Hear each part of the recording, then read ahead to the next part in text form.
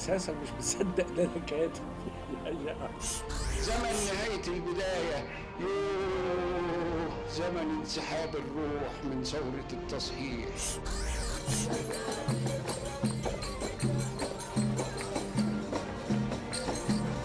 عاوز تخش الوان قهوه.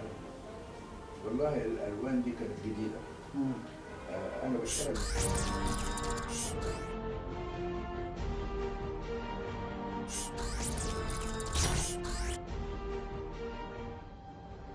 هل لديك بعض اوراق صلاح صدور تدهمنا للقراء؟ لا ما عنديش الاوراق بتاع صعب صدور، لكن عندي صور دي. صور. وده اعلمته اكثر من صور. حيث ان الاوضاع الحقيقيه لدى الدكتور جابر عصفور بس. هو اللي معاه الاوراق الاصليه. طب والصور دي مش ممكن يعني الصور اللي نشرت منها كتير. الذي لم ينشر يعني لا انا نشرت بعضها، ولما دخلت في خلاف مع بنت الاستاذ صلاح صدور العزيزه الممتازه التي تكون فيها حقدا شديدا، وانا ما اعرفش ليه. هي اعتقدت ان انا اللي خدت الحق. انا ما خدتها. الدكتور عزيز بن اسماعيل اللي فتح مكتب طلع صدور في حياته الام العزيزه الاستاذه سميحه هاني، وخدنا الحاجات عشان نطلع عمل مجال الفصول الخاص بيه. فلما طلعنا راحوا خدوا الدكتور عايز احطها في المكتب، وخدوا الدكتور عصفور وكانوا بيعملوها مع بعض، واعرف ان انا في مجال عصفور دي الاصول. اما اللي معايا الصور اللي صورناها في جامعه ساعتها وقلت هذا الكلام، هي مش مصدقه. هي مش مصدقه. وانا عطيت الصور منه واحتراما لصلاح صدور، لانه ده القوي من اهله. واحده محبين احد صلاح صدور نحن اولى بيه لم اتكلم في هذا، لكن اذا خط حد يتكلم انا بتخطب. لا احنا عاوزين يعني لان احنا عاوزين نعمل ملف مع صلاح وقت ما تيجي تعمل عاوزين خلينا نتصور في مناسبات انا انزلها لك نتكلم عنها وعن امل وانا شكل مصر. استاذ احمد انت ابن المنوفيه. هي المنوفيه قدمت عديد من الشعراء وعديد من الانداد. انا ما اعرف كثير. انا ما اعرف عديد من الشعراء وكثير من ما اعرفهمش باعتباره منوفي. قول هاي صرخ في وحدات الامام احمد الشباب ومحمد التوالي واحمد عبد المعطي حجازي وعاطف المطر وحمد سير القطيع. القصاصين قليلين ليه؟ يعني سؤال فاجئتني بيه. يعني معظمهم شعراء. معظم المنوفيه بتطلع شعراء مش قصاصين. اسال حركه النقد وبعدين هي حركه النقد تؤصل ظاهره مستمره او تلتفت اليه. انت هتخليني افكر فيه، بس انا والله بفكر فيه قبل كده. وزي السيد نصيب برضه معظمه شعراء. يعني انا هقول لك الحاجه، هل التراث الشفاهي بيلعب دور؟ لا اكيد مش الشعر ابن الطبيعه وابن الطفوله الانسانيه والصق الفنون بالنفس واقترانه عندنا نحن العرب ما فيش حد في الارض ما بيغنيش. من الطبيعه ان يتغنى بالشعر حتى لو كان عاميا في اي اغنيه، فمن الطبيعه ان يكون جزء من البلاد. مين اللي اثر في حياتك الانسانيه اللي اثر في تكوينك الابداعي؟ لا غير الابداعي، بنتكلم على النماذج الانسانيه. النماذج الانسانيه محمد الجيراني على مستوى الاسره. على مستوى الاسره في بيتنا ما فيش حد. ما فيش حد. اخويا بس حاطط على الطريق مش لازم. عندما جاب لي ديوان من رباعيات الخيال، لكن اللي اثرت فيا واثرت فيا جامد ام كلثوم. لولا ام كلثوم لا انا عرفت الشعر، لان ذات يوم دخلت البيت لقيت ابو حسن الجراموفون وحط اغنيه اسمها رباعيات الخيال وعمال يسمع. كنت بلعب كوره، قلت على ما تلعبش تاخد ضرب الشمس في يوليو زمان. دخلني يقول لي اسمع، قعدت اسمع لحد ما كان لبست سنه معيش في المستشفى وحطوا لي انا شفت اخويا شرح لي شيخ مسلم كيف الكلام راح جاب لي معايا انا كنت في الطريق. ثاني مره لابس الله متصور قلبي، رحت اسمع من المدرسه في ديوان شوقي، ومن الديوان ضخم نسخت القصايد خط ما زالت موجوده في الضغط عشان ارجع الديوان للمدرسه. كان زمان مفيش قراءة كتير على طريق شمس على الشارع. كنت ما تستعملوش غير من المدرسة. أول ما عند واحد شيخ أزهري ساكن جنبنا عنده الدواوين. جبت كمان شوقي نسخت القصائد سنة قلبي والعرض اللي غنتها أم كلثوم.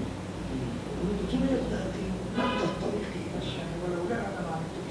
انت مواليد المنوفيه ولا القاهره؟ القاهرة والجيزة فين؟ والعمرانية. يعني انت مواليد العمرانيه؟ مواليد العمرانية بس العمرانية اللي عند المترو. بقى يعني دي كلها العمرانية. مش العمرانية الجديدة.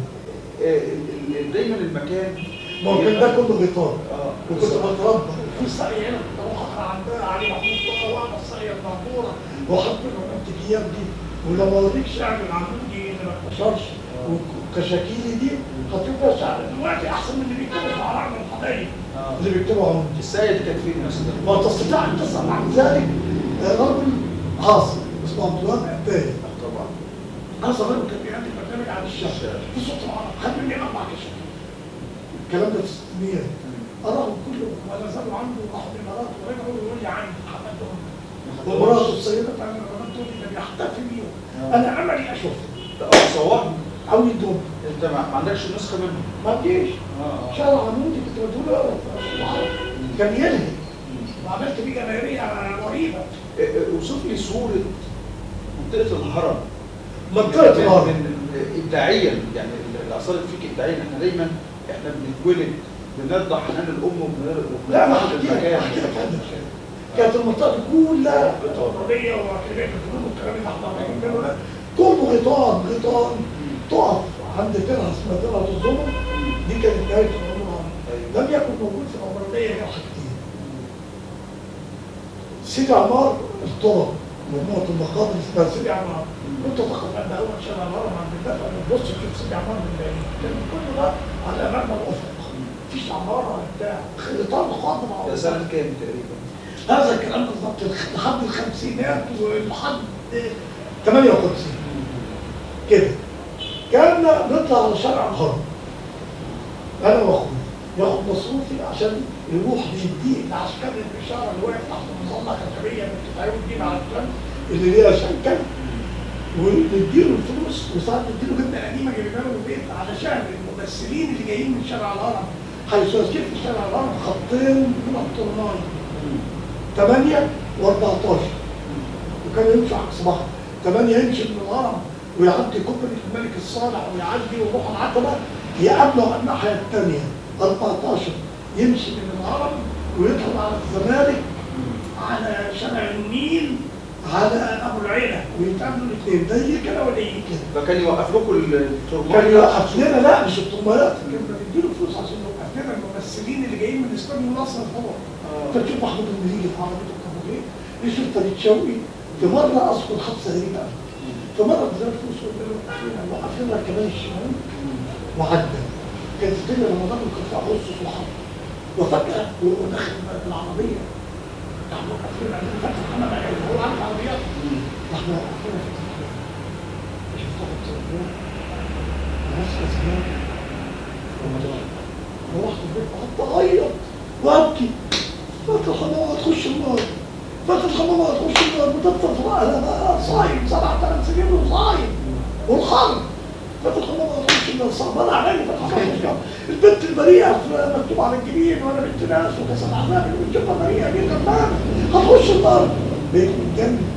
طبعا نزلت اذكر هذه الحادثه واذكر اني في مهرجان السينما قابلت كابتن حنان فخدت لها اغاني قعدت تضحك.